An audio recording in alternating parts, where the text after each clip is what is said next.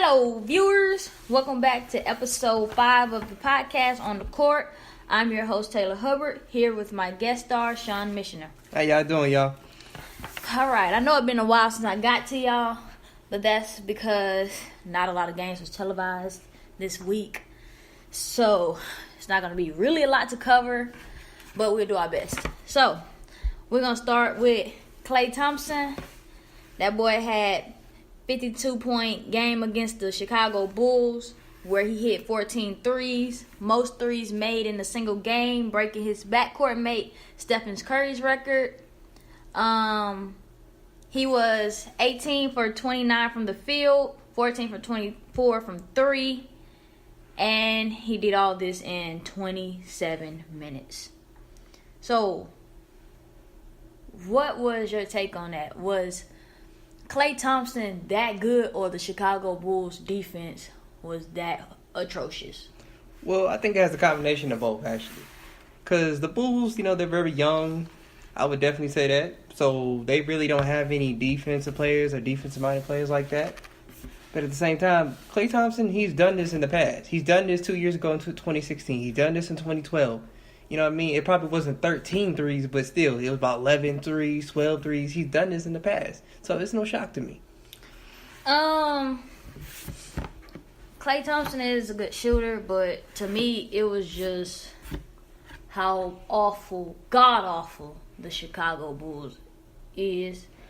And, I mean, how did you let a team get up 92 points in a half? That is just unacceptable. And then the fact that he shot 24 threes. Like, he was 14 for 24, but he shot 24 threes. And when you look at him playing the Chicago Bulls, like, it's nobody in the vicinity. And then by the time he get too hot, it don't even matter at that point because it is Klay Thompson. He's a lethal shooter. Mm-hmm. And I think this day was bound to happen just because he wasn't shooting well this year. He hasn't been shooting well from behind the arc this year. His numbers are down. But I just thought that his day was bound to come, and what better way to do it than against the Chicago Bulls. But, I mean, if you were Chicago, what would you do? If I was Chicago? Yeah, what would you have done?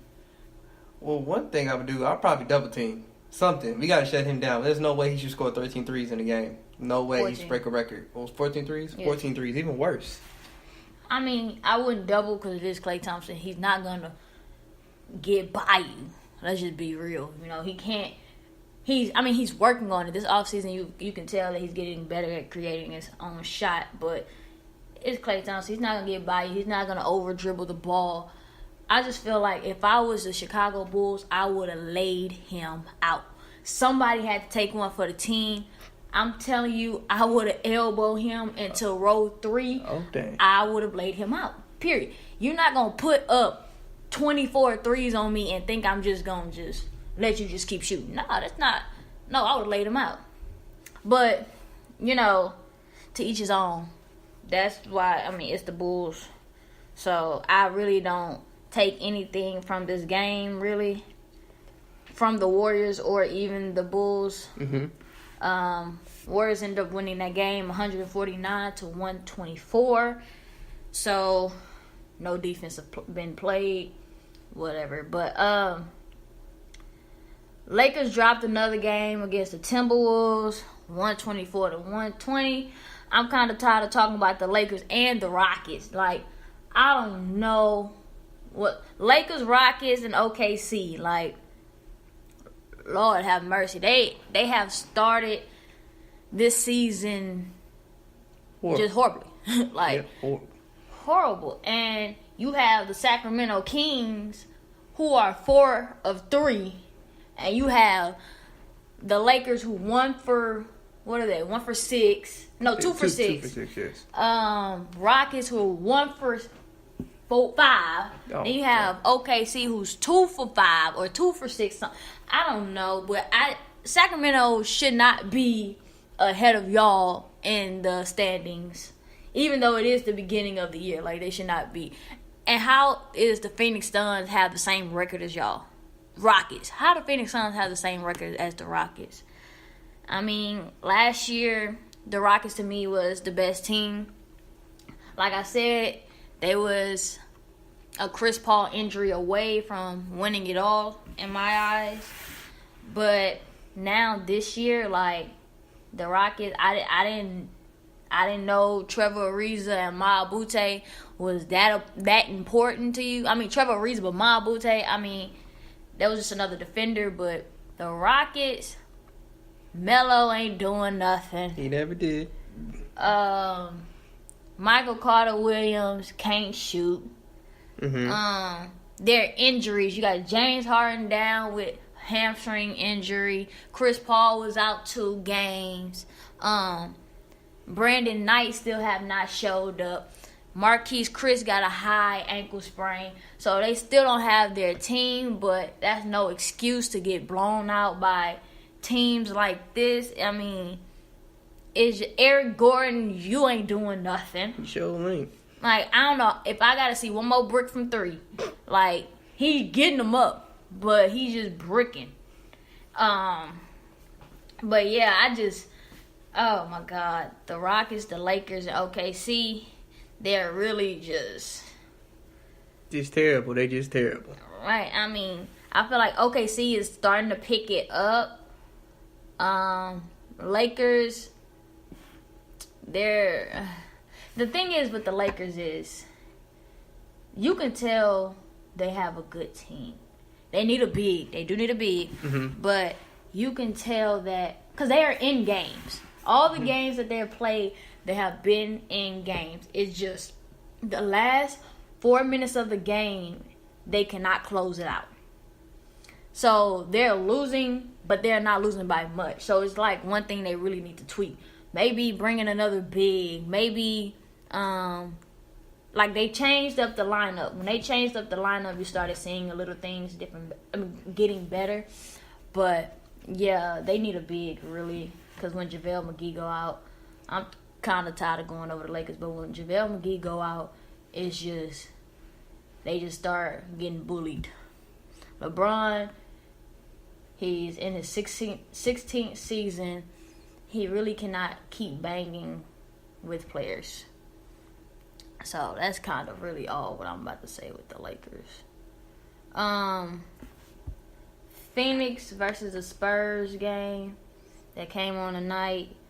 What did you see from that? Well, what I saw is I see that Phoenix is still very young. I see, even though, you got, a couple players coming back and, third-year players, whatever, it doesn't matter, man. They're still very young because I see them playing against the Spurs. And the Spurs, they got Popovich, man. They always going to be ready. But Phoenix, they still got some things to figure out. Even though they got some veteran players like Trevor Ariza, Jamal Crawford, they still got a long way to go. Yeah. Phoenix, I mean, okay, so with Phoenix, like you said, they do have veteran players now with Jamal Crawford, Ariza, and Chandler, which is great to help teach these people. Devin Booker did not play tonight. Still out for the 3rd game with a hamstring injury. DeMar DeRozan. DeMar DeRozan is playing very well for the San Antonio Spurs. And I kind of already seen it happen. I kind of knew he was going to play well with the San Antonio Spurs just because of Greg Popovich. And I know how well he is as a coach. Mm-hmm. But DeMar DeRozan is balling. It's all of his stats are up this year from last year. Last year, he averaged 23 points per game compared to this year, which is 28.3 points per game this year. But what really was off the charts for me was the assists. His assists, he had 5.2 assists last year compared to this year, which is 8.0 assists. Literally 8.0 assists per game. And I think some of that has to do with DeJounte Murray being out because they really don't have a true point guard. So he has to do a lot of more stuff running the point. Because Brent Forbes is a good shooter, but he's not your ideal point guard. So I think he has to carry some of the load with that. But also I think it's the system that he's in. Yeah. So it makes him able to see the floor a little bit more in Greg's system. But DeMar DeRozan, man. Question to you though. Do you think he's gonna stay though? Stay Spurs? Yes. Well, I would say yeah. I mean, he still got 2 years on his contract? Yeah. I would say he will stay a Spur just for the simple fact that you're not going to get a better coach. Okay? You're not going to get a better coach. So, if you think about it, you have the Spurs. What other team really are better than you? I mean, you got the Warriors, of course, right? Yeah. But Rockets ain't doing good. Nope. OKC's not doing good. Trash. Maybe Denver, but I don't see him fitting in the Denver system. And you're not going to be the man. So, really, you are in an ideal situation. I don't see him leaving at all. Also, what I got from this game is DeAndre Ayton. He's the real deal, DeAndre Ayton. To me, his ceiling is DeMarcus Cousins.